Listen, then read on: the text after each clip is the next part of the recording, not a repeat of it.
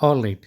सो आज हम बात करेंगे एंड्रॉयड पुश नोटिफिकेशन का आर्किटेक्चर फ्लो के बारे में। इसका डिज़ाइन इंटरनली ये किस तरह से आप इंटरेक्ट करता है, किस तरह से डिज़ाइन है ये client to server, server to FCM.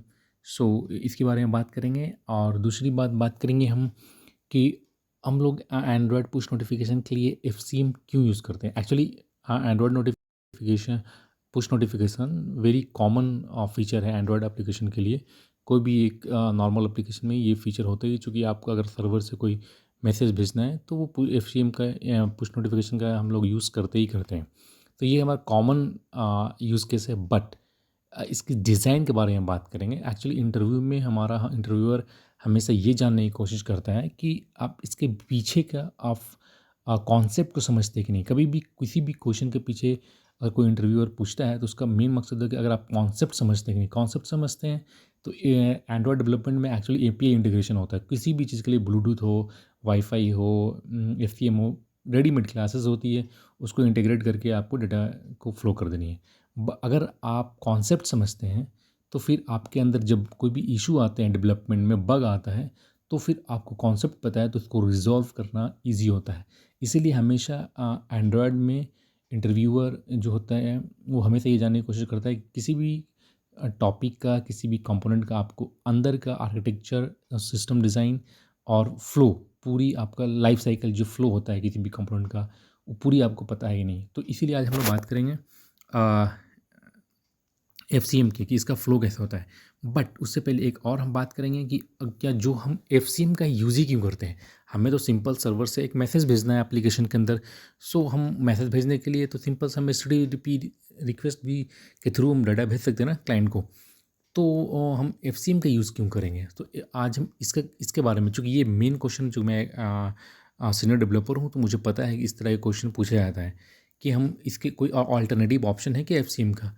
और अगर है, सिंपल एचटीटीपी रिक्वेस्ट है, वेब सॉकेट है, तो उसका हम उसको यूज़ क्यों नहीं कर सकते, क्या प्रॉब्लम आएगा कि हमें एफसीएम ही यूज़ करना चाहिए। तो उसके बारे में बात करेंगे। तो चलो सबसे पहले हम स्टार्ट करते हैं कि चलो देखते हैं सिंपल एचटीटीपी रिक्वेस्ट के थ्रू हम लोग नोटिफिकेशन क्यों नहीं भेज सकते, क्या प्रॉब्लम होगा। सो सिंपल एचटीटीपी रिक्वेस्ट में क्या होता है कि किसी भी सर्वर या क्लाइंट के बीच में जो कम्युनिकेशन हो रहा है उसके लिए एक एक एक हैंडशेक होता है ना। क्लाइंट भेजेगा सर्वर को, सर्वर भेजेगा क्लाइंट को। सो कनेक्शन बनाना पड़ता है एक दूसरे के पहले। तो कनेक्शन, जैसे हम एचटीटीपी रिक्वेस्ट में कनेक्शन बनाते हैं, हैंड शेकिंग होता है, उसके बाद डेटा को फेच करते हैं और फिर वो कनेक्शन क्लोज हो जाता है। तो एचटीटीपी रिक्वेस्ट में क्या होता है, सिंपल सा ये कनेक्शन बनता है। जब भी हमें नीड होती है कम्युनिकेट करने की, उसी वक्त हम लोग एक कनेक्शन बनाते हैं, डेटा को फेच करते हैं या डेटा को पुश करते हैं सर्वर पे और फिर कनेक्शन क्लोज कर देते हैं। तो फिर उसके बाद कोई कनेक्शन नहीं होता है। इस केस में क्या हुआ हमारा, जब हम कनेक्शन बनाए तो उसमें हम, हाँ, उस वक्त हमारा सीपीयू यूटिलाइजेशन हुआ, नेटवर्क यूटिलाइजेशन हुआ, बैटरी थोड़ा सी कंज्यूम हुआ और फिर कनेक्शन क्लोज हुआ तो बैटरी कंजम्पशन रिड्यूस हो गया, नेटवर्क का यूटिलाइजेशन कम हो गया, सीपीयू यूटिलाइजेशन कम हो गया। तो ये इमीडिएट कनेक्शन हुआ और क्लोज हो गया। तो यहाँ पे हम एक डेटा हो गया। लेकिन अभी सर्वर को जब सर्वर को ज़रूरत होगी हमें कोई मैसेज भेजने की, तो उसके लिए फिर हमें एक परसिस्टेंट कनेक्शन चाहिए ना, ताकि वो सर्वर के 24/7 हमारा एक कनेक्शन बना रहे। तब जब भी सर्वर को कोई डेटा भेजना हो इमीडिएटली वो भेज दे। लेकिन 24/7 मीन्स परसिस्टेंट कनेक्शन के लिए हमें ये एचटीटीपी की रिक्वेस्ट से नहीं कर सकते। अगर ऐसा कर सकते, ओपन वेब सॉकेट के थ्रू भी कर सकते हैं, लेकिन ऐसा कर सकते तो हमें 24/7 एप्लीकेशन को रनिंग करना पड़ेगा। उसके बीच का कनेक्शन ओपन रखना पड़ेगा।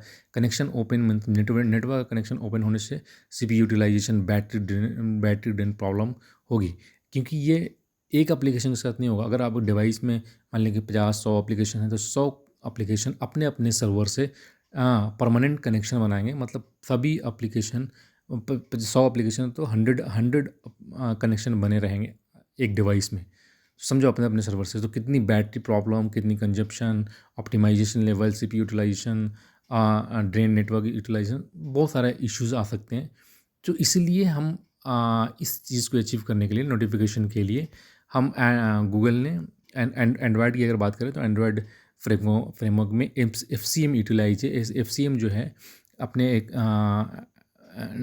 एपीआई प्रोवाइड करता है जैसे रेडीमेड क्लासेस प्रोवाइड करता है, रेडीमेड इंटरफेस प्रोवाइड करता है, जो हम एंड्रॉयड कोड के अंदर इंटीग्रेट करते हैं। सिंपली 2-3 क्लास इंप्लीमेंट करते हैं और उसके अंदर से डेटा को हम लोग यूज़ करते हैं और वो सारी की सारी हमें सर्वर से कनेक्ट कर देते हैं। बट जो डिज़ाइन होता है वो इस तरह का होता है कि देखो इसके अंदर हमारा अपना एप्लीकेशन तो है ही। ये हम अगर हम बात करें तो ये हम इसकी ऑफिशियल वेबसाइट से, एफसीएम का भी ऑफिशियल वेबसाइट से ये इमेज लिया है मैंने, और इसके अंदर जो फ्लो बता रहा है वो उस फ्लो का हम बात कर लेंगे इस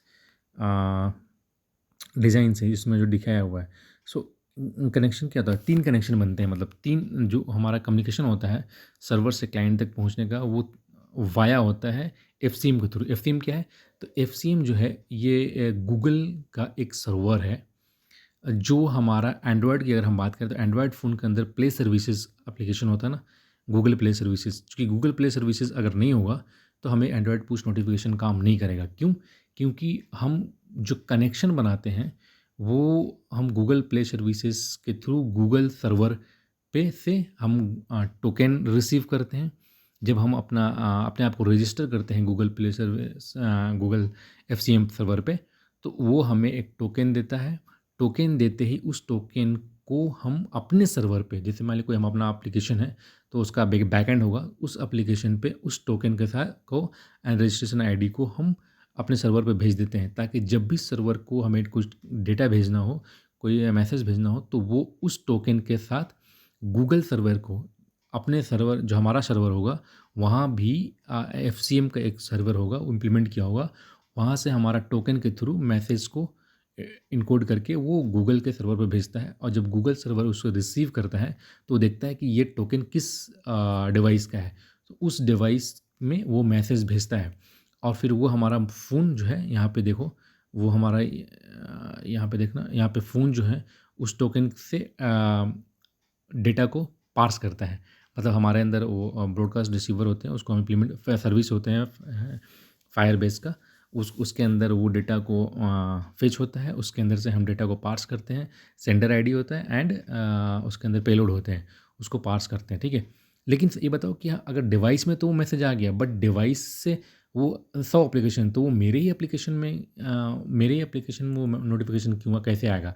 वो ऐसे आएगा क्योंकि जैसे ही वो डिवाइस के अंदर गूगल प्ले सर्विसेज एफसीएम ने डेटा भेजा, तो डिवाइस के अंदर गूगल प्ले सर्विसेज होता है, उस डेटा को पास करता है, टोकन को पास करके और रजिस्ट्रेशन आईडी को पास करके उसमें से वो पैकेज आईडी भी पास कर लेता है। तो पैकेज आईडी से, मतलब पैकेज नेम से हमारा एप्लीकेशन को, वो उस पैकेज को, मैसेज को ट्रांसफ़र कर देता है और हमारा एप्लीकेशन उसको रिसीव करके हम अपने पेलोड को अपने मोबाइल में यूज़ कर लेते हैं। तो ये इसका बेसिक फ़्लो है एंड्रॉयड पुश नोटिफिकेशन का। आप देख सकते हो ये भी एक बहुत अच्छे तरीके से समझाया हुआ है कि फायरबेस, हमने एप्लीकेशन से रिक्वेस्ट भेजा एपीआई गेटवे के थ्रू, रजिस्टर किया फायरबेस क्लाउड मैसेजिंग के थ्रू या एचटीटीपीएस से, ठीक है। और जैसे ही वो टोकन मिला, टोकन को एपीआई गेटवे के थ्रू सर्वर, हम अपना सर्वर पर भेज दिया। अपना सर्वर से फिर क्या होता है, अपना सर्वर पे उस टोकन को रिसीव डेटाबेस में स्टोर कर लिए, और जब भी हमें कोई सर्वर के मैसेज भेजना हो तो सर्वर डेटाबेस से टोकन को लिया और फायरबेस क्लाउड मैसेज को भेज दिया। Firebase cloud message Apple push notification server के थ्रू, सर्विस के थ्रू उस टोकन से पास कर लिया कि किसे ये मैसेज भेजना है, किस डिवाइस को, तो उस डिवाइस को भेज दिया। इस डिवाइस हमारा एंड्रॉयड फ़ोन में आते ही यहाँ प्ले सर्विसेज होते हैं, उस प्ले सर्विसेज में उस टोकन को पास करने के बाद उस पैकेज आईडी निकाल करके उस एप्लीकेशन को वो मैसेज रिसीव भेज देता है। तो इस तरीके से इसका फ़्लो काम करता है, ठीक है। तो इसीलिए जो अब इससे क्या हुआ कि हमें एक ही कनेक्शन, एक डिवाइस में एक सर्वर, पुश नोटिफिकेशन के लिए एक सर्वर यूज़ हो रहा है, वो है एफसीएम। सारे एप्लीकेशन एंड्रॉयड फ़ोन के अंदर 100 एप्लीकेशन है, तो 100 एप्लीकेशन एफसीएम मैनेज कर रहा है, जो गूगल प्ले सर्विसेज उसके अंदर होता है वो मैनेज कर रहा है। तो वो बहुत ऑप्टिमाइज वे में ये गूगल ऑलरेडी, चूँकि एंड्रॉयड फ़ोन उसी का है, तो ऑलरेडी बहुत ऑप्टिमाइज वे में यूज़ करता है। तो एक ही सर्वर हमेशा कनेक्शन ओपन होता है, एफसीएम से कनेक्शन ओपन रहता है मैसेज के लिए। सारे एप्लीकेशन, जितने भी एप्लीकेशन फ़ोन के अंदर है, उसके अंदर के लिए एक ही कनेक्शन ओपन होता है एफसीएम का नोटिफिकेशन के लिए। अब अगर हम अपनी कोई अपना वे बनाते हैं कम्युनिकेट करने के लिए अपने अपने सर्वर से, तो मान लें 100 हमारा 100 एप्लीकेशन है, तो 100 कनेक्शन ओपन रखना पड़ेगा परसेस 24/7। तो वो हमारे ऑप्टिमाइज नहीं वे नहीं है, और ना ही उससे हमारे सारी प्रॉब्लम, बैटरी की प्रॉब्लम आ जाती है, नेटवर्क यूटिलाइजेशन, CPU यूटिलाइजेशन, बहुत सारी प्रॉब्लम आ जाती है। इसलिए हम एफसीएम का यूज़ करते हैं। ये इसका बेसिक फ्लो है, बेसिक रिक्वायरमेंट है।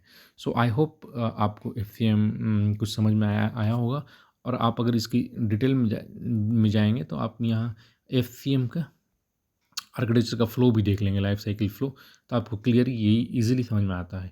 कभी भी किसी भी चीज़ को पढ़ने के लिए ना, आप सबसे पहले ऑफ़िशियल पेज पे जाइए, क्योंकि अगर कोई आपको कहीं और से बताता है तो वो उसकी फ्लो में अपनी तरफ से कुछ बता देगा या इधर-उधर का कन्फ्यूजन हुआ।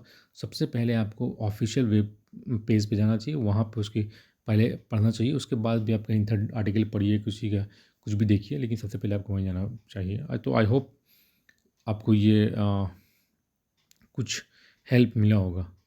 Thank you so much.